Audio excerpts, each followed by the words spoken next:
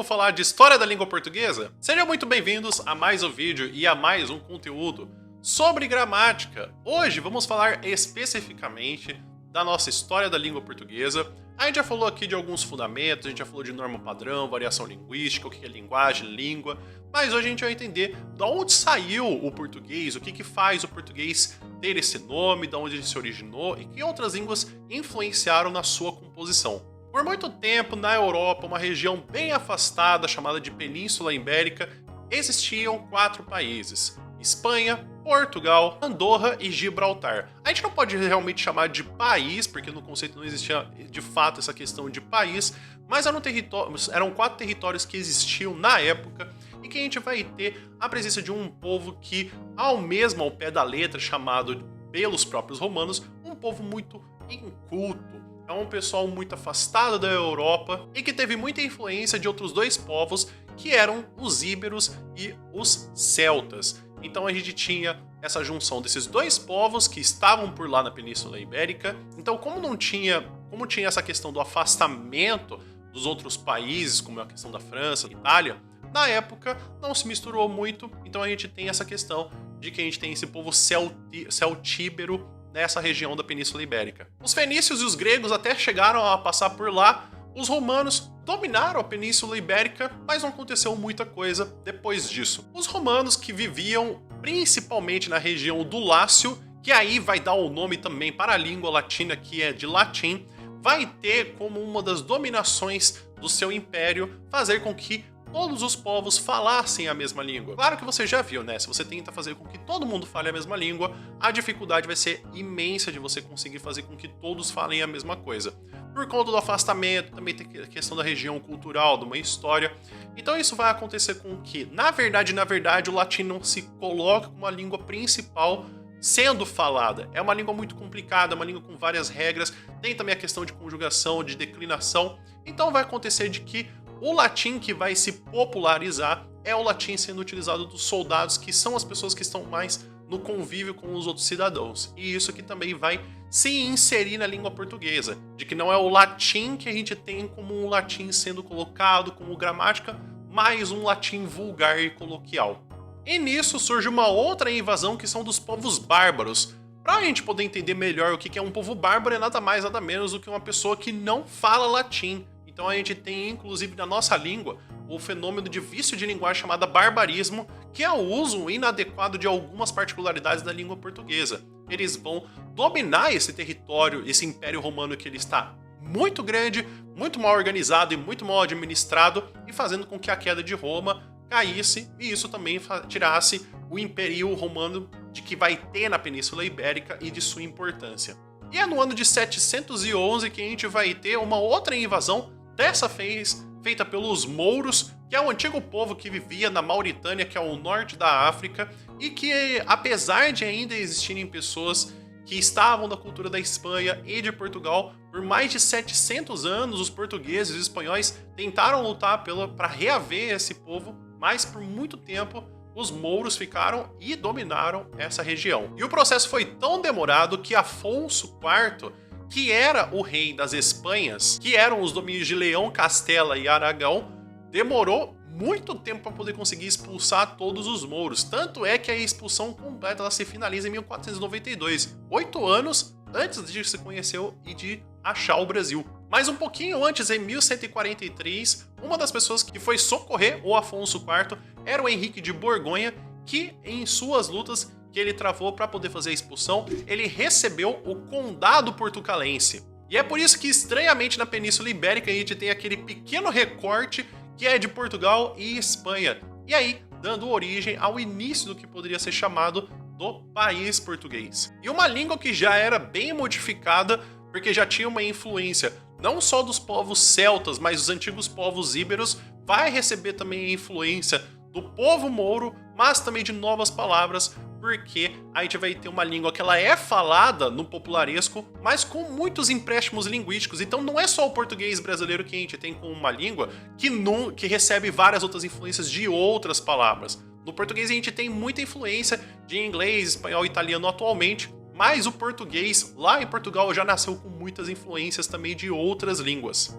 E uma das formas que houve de Dom Afonso a fazer com que não só ele, mas os outros reis adotassem uma nova língua e uma cultura, houve-se uma preocupação muito grande em fazer a produção de textos culturais e textos literários e de influenciar com que a nova língua fosse a identificação do povo, fazendo com que o português começasse a ser adotado de uma forma cultural e uma forma artística também.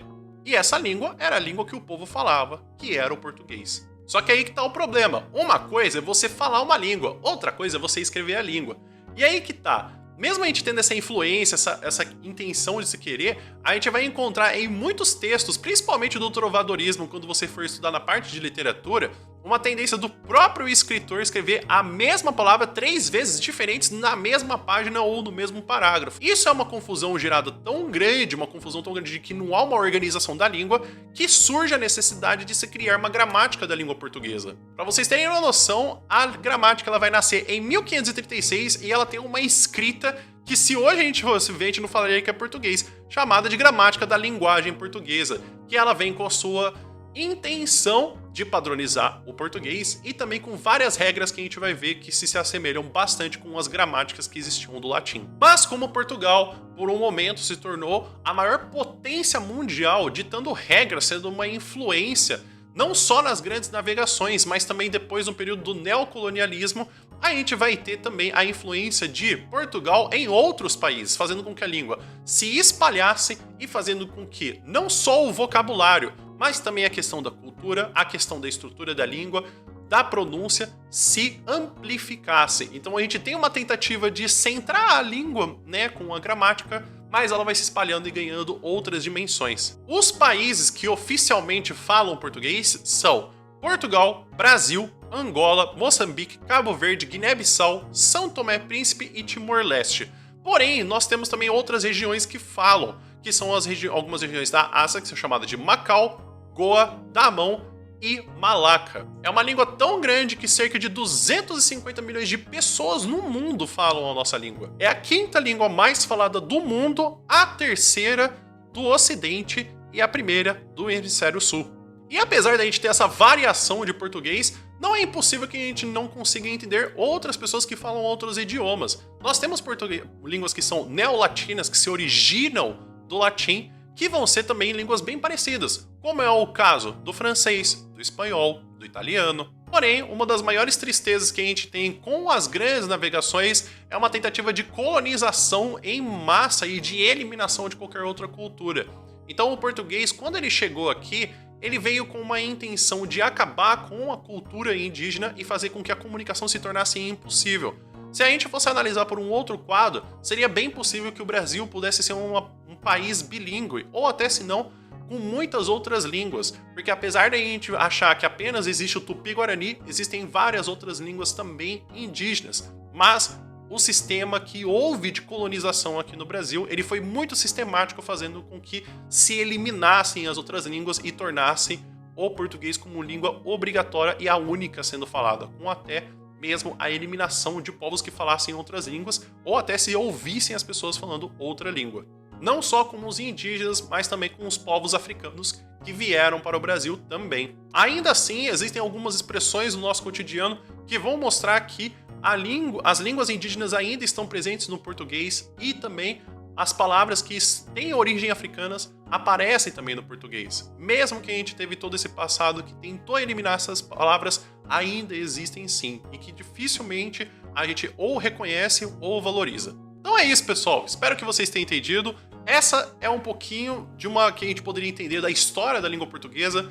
Não é um vídeo muito específico, falando das questões um pouco mais históricas, de século a século, ou até um pouquinho mais repartido, mas é mais para vocês poderem ter uma noção de que o português ele não nasceu de uma língua escrita com regras gramaticais, ele não nasceu com uma língua organizada, e muito menos que ele não tivesse tantas influências, ou que ele deixou de fazer com que tivesse influências ou não. A gente viu que desde o começo que se originou o português, tem uma influência de outras línguas também, mas quando se passou para o processo de colonização aqui do Brasil, a gente teve uma organização sistemática para se eliminar as outras línguas também. Inclusive, você ficou com alguma dúvida, você quer fazer algum pedido, quer deixar alguma reclamação? Escreve aqui nos comentários, por gentileza, para eu poder saber. E se você quiser continuar seus estudos e se aprofundar, tem também no meu Drive PowerPoint, slide, lista de exercício para você conseguir fazer os exercícios também para você poder continuar se aprofundando nos seus estudos de gramática. E se você quiser me ajudar aqui no YouTube, você também pode se inscrever nesse canal, você pode deixar uma curtida, você pode comentar alguma coisa que você gostou e passar esse vídeo para outra pessoa que também esteja estudando esse conteúdo que possa ajudar ela também. Me ajuda demais no trabalho que eu estou fazendo aqui no YouTube. E se você quiser vir estudar comigo também no meu curso, ele tá no link aqui embaixo para você poder vir estudar comigo. Você vai fazer aulas comigo também, você vai fazer a lista de exercícios, vou fazer exercícios com você, a gente vai se aprofundar em questões específicas e o curso está com o link aqui embaixo para você poder acessar e dar uma conferida. Então é isso, pessoal. Espero que vocês tenham entendido. Muito obrigado por terem assistido esse vídeo e a gente se encontra no próximo. Até mais!